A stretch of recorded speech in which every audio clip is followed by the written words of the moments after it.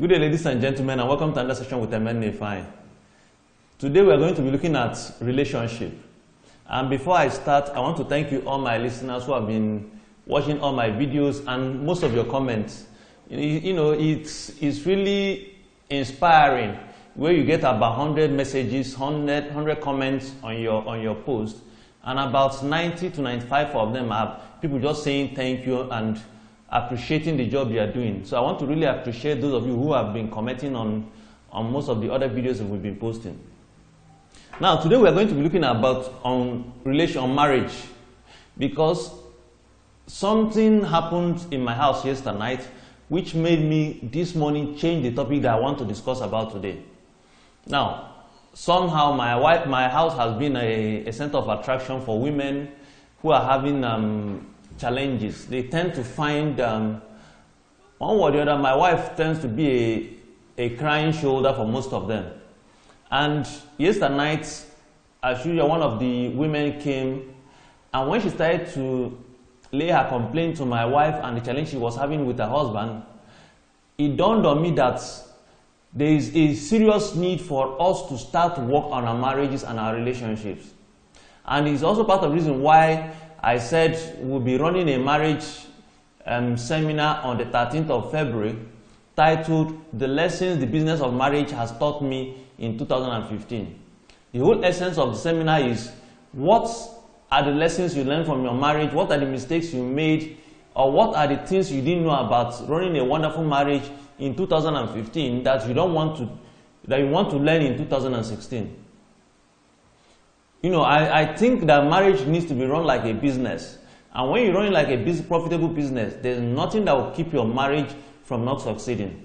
So I want to invite those of you who want to attend the seminar coming up on the 13th of February to register on send us an email of your name, your phone number, and address. Send it to, you can skip the address, just name, phone number, and email to corporatecounselor@gmail.com, or you can also text them to our phone number on 08023622171.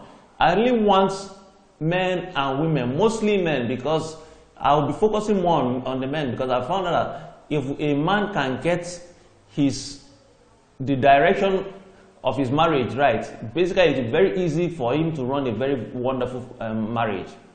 And like will be our usual practice, I always like to read a portion of one of my books to help us set the ball rolling. And today I want to be reading a part of my book titled "The Strangest Financial Secrets." Now this is about rules for living happy in a tough financial time.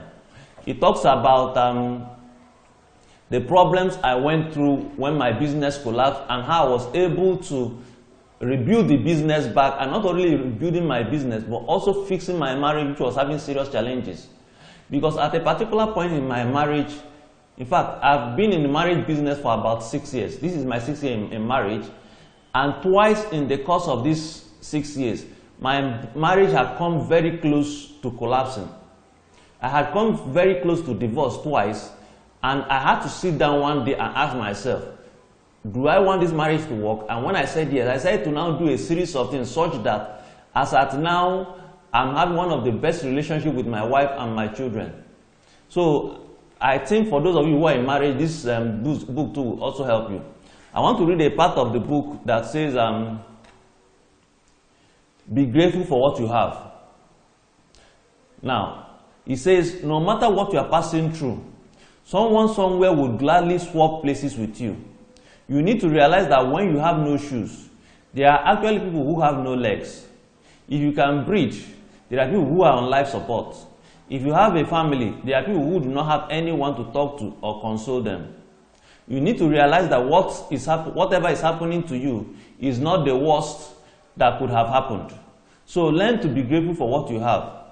For me, I am grateful that God gave me the most loving and understanding woman as a wife. I am grateful that He gave me children who rarely get sick. I am grateful for the 3 to 4 years I was passing through my struggles, that no medicine crossed my mouth because I never fell ill. I am grateful that God always provided for my needs when I even when it seems all gates were shut against me. You may be passing through some tough times, or you may just be trying to keep your head above water.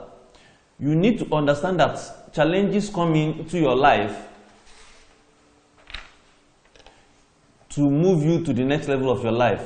Great advancement in human history have always occurred in times of great difficulties. Most of the advancement and innovation we have witnessed came about as a result of war, disasters, and economic turmoil. You cannot progress in life if you do not overcome your difficulties.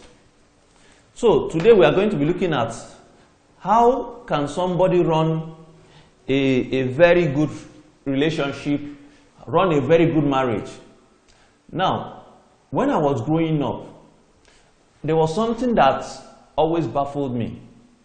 I was looking at most of our parents, and I realized that it was not the same level of passion that young couple who were just still in relationship, what they had. That was not what most of our parents had. And I wanted to know what are the things that our parents were doing differently. And the more I studied it, the more it was pushing me to a part of the Bible. And the part of the Bible was the part about the marriage, what happened in Cana when Jesus attended a marriage ceremony. And the more I studied it, the more I came to realize that there are two phases of every relationship, of every marriage. That marriage moves from phase 1 to phase 2. And that if you as a man, you don't know how to engage the gear of marriage to transit from phase 1 to phase 2, it will almost be impossible for you to run a very happy and wonderful family. So today we are going to look at what I titled the principle of first wine and second wine in marriage. These are the principles that if you understand, you know how to do, what are the things you need to do to run a successful marriage. Now, a brief background. Jesus and his disciples were invited to a marriage wedding. And also the mother of Jesus was invited. And in the course of the marriage, the wine that were being served got exhausted. Apparently, the bridegroom and those on the sitting at the high table did not know what was happening. But Mary sensed that the wine being served had exhausted, and she immediately went to Jesus and said, "Son, their wine has finished." And Jesus turned to her and said, "My time has not come, so why are you coming to me?" She immediately turned to the servant and said, "Whatever he tells you to do, do it." And when Jesus now talked to the servant and said, "Fill these big jars of water with water." And they filled the jars with water. And he now told them, "Draw some of the waters and take it to the people in the high table." Now when these guys drew the water and were taking it, suddenly the water turned into wine. And when they gave it to the chairman of the occasion, after tasting it, this man turned to the bridegroom and said, "How come you are serving the best wine now? That people normally serve the best wine at the beginning of the marriage ceremony, and now the bad wine later on. How come you are serving the best wine at the end?" Now, in the course of these things were a series of things that happened. A series of lessons are buried in this story that if we can grasp, it will be a lot easier for us to know how to run a wonderful marriage. So, I want to, by the grace of God, to walk you through certain things that I feel that if we can grasp, will make it easier for us to run a very successful marriage. Now, the first lesson we must learn from this, what happened in Cana was that for you to be able to run a successful marriage, you need to know that marriage starts with new wine of passion and love.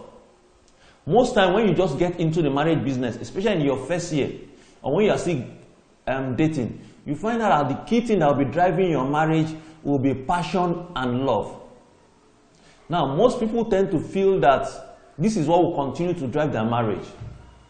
Now, passion and love are very critical because they are the first wine that you are moving into the marriage business with. Those are the things. That is why most time when you start your relationship, you are in a marriage, you find it difficult not to call your wife or your husband every 2 to 3 minutes. Every time you are sending text message. Now you need to understand that this is the first wine of a marriage.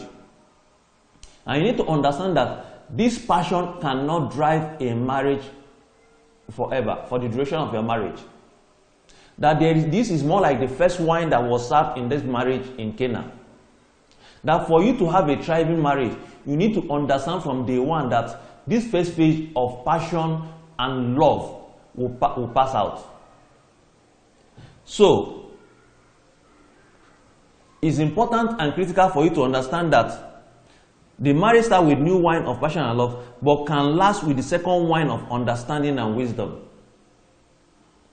Most of our parents that have been in marriage business for 20, 30, 40, and 50 years, you tend to find out you don't see that passion in them anymore, but you still find that love, their marriage lasting, and they're both of them enjoying their marriage. It means that they have started to drink the second wine of wisdom and understanding. And it was when, for me personally, when I understood the second wine of wisdom and understanding, and I started to bring it into marriage, into my relationship, that was when I now started to move. I moved out of the phase of having a struggling marriage that was about to hit the rock to having a very wonderful marriage now. I want you to understand that the key thing that will drive your marriage is that second wine. If you fail to understand that the second wine must definitely come, that you need to understand how to generate the second wine, it will be very difficult for your marriage to last.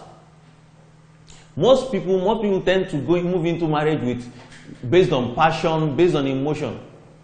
But one thing that you need to be certain about is that at most maximum 3 to 4 years, that passion will burn off.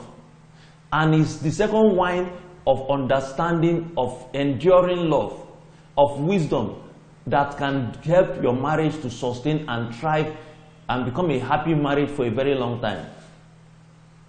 Now, the other second part too, that thing I also need you to understand is that you must have a mature person around you who is noticing the finishing of your first wine. One of the best things that those couples did when they were sending their invitation card was to invite Mary. Now, most time, because if they had not invited Mary, nobody would have noticed that the wine was finishing. Everybody would have just been there and the wine would have drained. And imagine what would have happened to the woman that on her best day, there was no wine to serve her guest. Now, for most time when you just get married, one of the first advice you'll be given is that don't share your problem with anybody. But I've come to realize from my experience and from experience of those who have found out who are running a very successful marriage that one of the first things that you must get, one of the first things you must start to look out for once you are getting into marriage is start to look out for somebody who has had a very wonderful relationship with their partner. Start to look at somebody who has been in this marriage and you know that you are enjoying their distance, enjoying their relationship, and start to get close to that person. You need somebody who understands the marriage business. Because for me personally, when the challenges start to happen, there is a marriage mentor that I have. He was the person that I reached out to. And he shared some advice on wisdom with me. And these were part of the things that helped me to navigate my trying times when my marriage was almost collapsing. I can tell you that the advice of don't share your problem with anybody is not really the best advice that you can get. You need to find out at least one person who has been able to run a very successful marriage. Somebody who you admire, somebody who you can see is having a very successful marriage, somebody who can see having a very successful relation, who is mature in the marriage business. You need to find out one person and start to get close to that person. I can tell you that if you don't have somebody who you can talk to, it's not necessarily somebody who has had a very long marriage relationship, but somebody who you can see knows how to manage his family very well, knows how to manage her family very well. You need to find out somebody like that and get close to that person. For me personally, me and my wife, we've been in the marriage business for about 6 years. But although my wife tends to get more of the distance, most times you find people who have been married for more than 10 years, 15 years coming to her and say, what do I do in this kind of situation? It means that you need somebody who is mature, not somebody who has been there for a very long time. Yes, for me too, a lot of men come to me and say, I'm having this challenge, what do I need to do? So for you, look around you and find out somebody who is mature and get that person close to you. Have at least one person. I have one person who, when things I'm having some serious challenge, I reach out to and say, these are things I need to, what do I need to do? Everybody needs to have at least one person who they respect and admire, and they can go to in the time of serious marital challenge.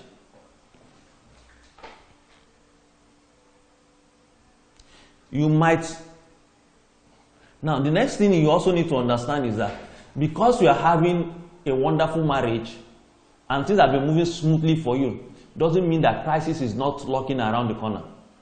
Because at Cana, everybody, this was a marriage party. Everybody was enjoying, everybody was having fun, and nobody was noticing that the wine was running out. It means that in your marriage now, you might be having fun with the first wine. You might be enjoying everything without even noticing that your wife is no longer as happy as she used to be. It means that in the midst of so much happiness, so much passion, underlying might be dissatisfaction. I know a couple that were having, so the husband felt that he was having a wonderful time, but the woman was having some serious challenge because she was seeing that how, yes, they were having fun, but she was wondering, do we have enough funds to sustain this marriage? Do we not have enough savings to sustain us in case anything goes bad? You need to understand that in the midst, when the merriment seems to be very high, that is when you now need to start to sit down and analyze your marriage. Because in Kenya, when they were having so much fun, in the midst of that fun, there was an underlying crisis that almost everybody missed. You too need to understand that in your own marriage and start on time to look for wisdom. Start to look at for understanding. Ask yourself, what are the critical things? And yes, I'm enjoying my marriage, but what are the critical things I need to be doing now? For me, one of the things I do regularly is, despite the fact that, yes, quote unquote, my marriage is on a scale of 1 to 10, I might give it happiness level of about 70 to 80%. But almost every month, I try to attend one marriage seminar. I try to listen to marriage talks. I try to read relationship books. Because yes, I know that the passion aspect, the first wine of my marriage is running out, so I need to refill with the second wine. You too also need to learn how to start to refill. Start to attend marriage courses. That is why I'm strongly advising, for those of you who are in Lagos who can make it, attend this coming seminar that we're having on the 13th of February. I think it can really, really help you. So look around you. There's also a seminar on YouTube that I strongly advise every couple to watch. It's called A Tale of Two Brains. The tale is T-A-L-E, A Tale of Two Brains. Every married couples must watch this seminar. When you watch it, you'll be amazed at things that you don't know about your spouse. It's a 3-hour seminar, but you can get the shorter version. But just try to watch the complete length of 3 hours, and you'll be amazed at how you can transform your marriage by just watching that seminar. Now, the next point also I want you to understand is the second wine of your marriage, which is wisdom understanding, that the source of the second wine, most time will not make sense to you. Now look at that Cana.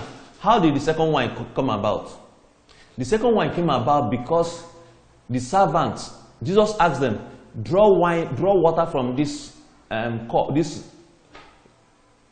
big jar, normally used for washing hands and washing your feet before you come in. Draw water from here and take to the high table. Now if you look at it, does it make sense asking somebody to draw water and take to the high table? Now, the lesson here is that the source of wisdom and inspiration that will change your marriage and help you survive the transition from the first wine to the second wine, most times they will not make sense. On the average, if you check most of your friends and colleagues that are married, I can guarantee you that if you tell them that go and attend a marriage course, less than 5% of them will agree to attend a marriage seminar. Now, maybe for you are a graduate. Ask yourself, before you become a graduate, what did you do? You first have to go through a series of courses. You need to go through the university, or even for you to for you to learn to read and write, you need to attend your secondary school. How come people now just jump into marriage and assume that they know everything about marriage?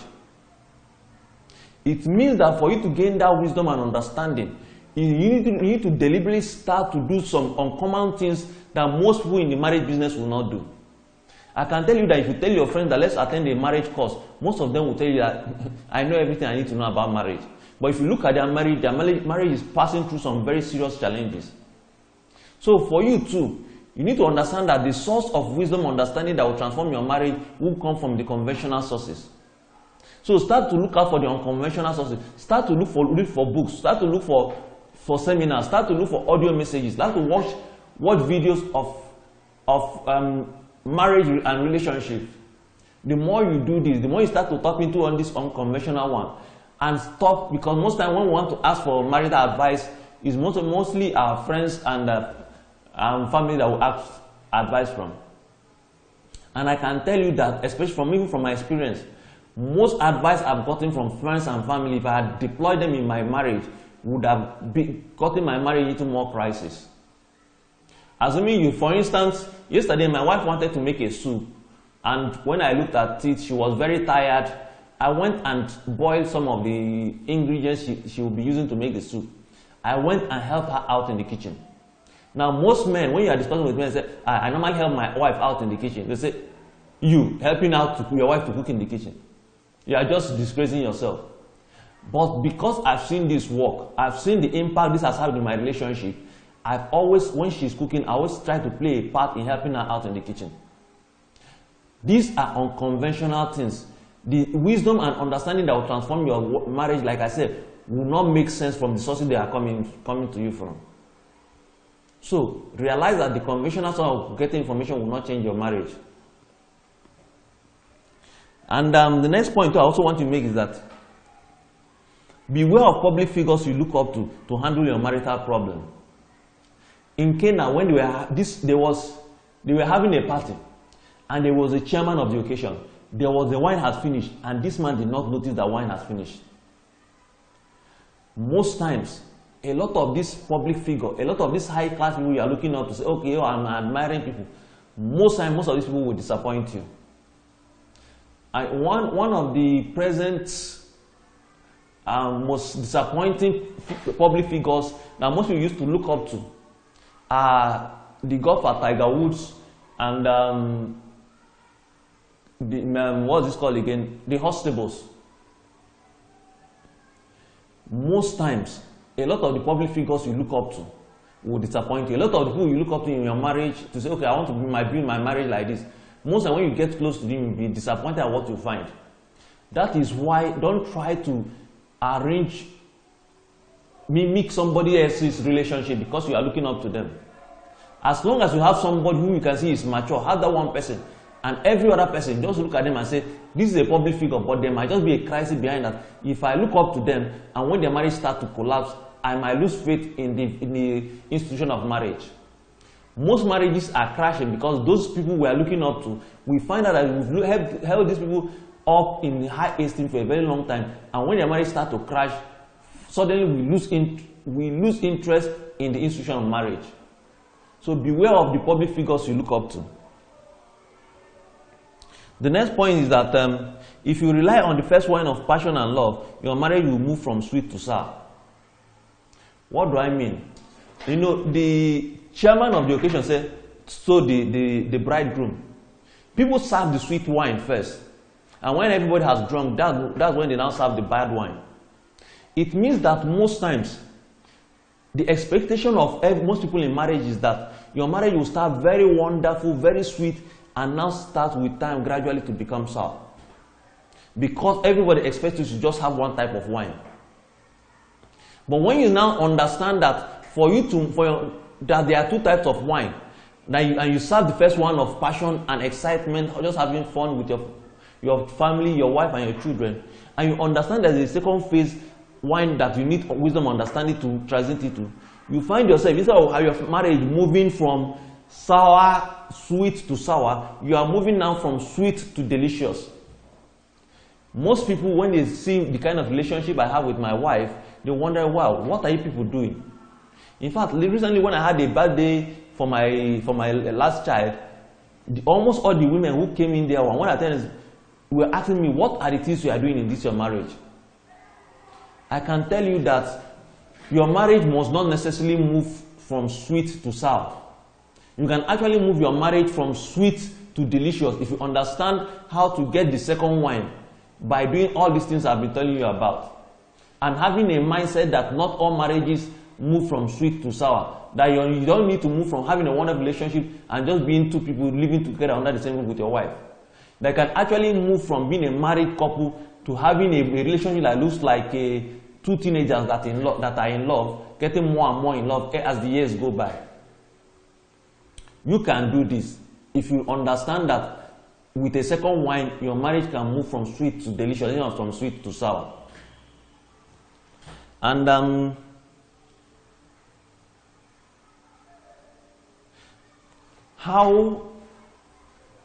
the final point I want to talk about is how to get the second wine. It's essentially what I've been talking about all this while, but number one, you need to start to attend marriage seminars. Number two, you need to start to read business and relationship books. That is why I say again, a book like this is called Strangest Financial Secret, but it's on the roots for living happy in tough financial times. Books like this are things that will do wonderful things for your relationship. Like there's a place I said, open a crisis fund account. And I said, a man was woken up in the middle of the night by his pregnant wife. She was already in labor and needed to get to the hospital at once. But there was a problem. The man did not have any money at that point. He had to go to knock on his neighbor's door to collect some money with which to pay the initial hospital deposit. Imagine what would happen if you were in that kind of situation and none of your neighbors had money to spare. Set up a crisis fund account where you must start to manage your finances in this economic downturn. You do not want to experience financial crisis. Therefore, you must be prepared for any crisis before it starts happening by having something set aside before you reach out for help. Actually, this thing happened to me, and this happened about 5 years ago when I was in a financial crisis. My wife woke me up in the middle of the night. We needed to get to the hospital and there was no money. So I had to go knock on the door of my neighbor. Imagine what would have happened if there was no money. Now, the point is reading books like this tells you what to do. You can start out on time to learn how to prepare your family. Start to attend marriage courses. Start to attend marriage seminars. Start to look around you to study marriages of those having wonderful relationships. I ask yourself, what are the lessons I need to learn from this? I can tell you that the current challenges, divorce rates, your marriage shouldn't be part of the statistics of the increased divorce rate. You can save your family, you can save your relationship. All you need to do is study the two types of wine and understand how to transit from the first wine to the second wine. Now, for those of you who feel that you need to buy this book, you can actually get it online on Konga at www.konga.com. When you get to Konga, just kick in the name Strangest Financial Secrets, or you can just type in my name, Emenne Ifeanyi, E-M-E-N-N-E, space I-F-E-A-N-Y-I. Once you just do this, the book will come up and you can buy it from Konga. And for those who want to buy it, because most time I don't know why, but people tend to want to transfer money to my account so that I can send it to them. You can, if you get it directly, if you want to get it directly from us, for each copy you order from us directly, you actually get a copy of this second one called Strangers, a King's Secret Code for Success. So if you order directly from us, you get these two for buying this. And it actually goes for 2,000. On Konga is 2,000, and from us too is 2,000. But if you buy directly from us, you just transfer to our account, you get a copy of this one free. For those who want to buy from us directly, you can call 080-2362-2171. Now, for those of you who are having some marital relationship and marital challenges, I would like to just share a word of prayer with you. And I want to say that the Lord has established the two of you, because the Lord says that from the beginning He made them one. And so shall a man leave his wife, his mother and father, and be joined to his wife. I want to pray that anything that is making your husband or your wife not to be joined to you, that I lose that bound now in Jesus' name. And the Bible tells us also that the two of you shall be joined together, and that what man God has joined together, no man shall or anything shall put asunder, should put asunder. And I decree in your life that that which God has joined together, that no situation, no person, no institution, no element shall drive you apart. And I also pray that the spirit of wisdom and understanding will be bestowed upon your marriage. That the spirit of the miracle of Cana will be brought into your marriage now. That the hand of God shall be upon your marriage and shall reestablish it. That joy and love and passion and wisdom and understanding shall be poured upon that marriage. And that the joy of the Lord shall be your passion. That the joy of the Lord shall rest upon you. And you shall find peace. You shall find wisdom. You shall find understanding. And everywhere you go, you shall start to see your relationship, you shall start your marriage as that which the Lord has ordained from day one. That the Lord shall bless your marriage and give you peace, and give you joy, and transform you and make you a new being. Thank you for listening to me, and God bless you.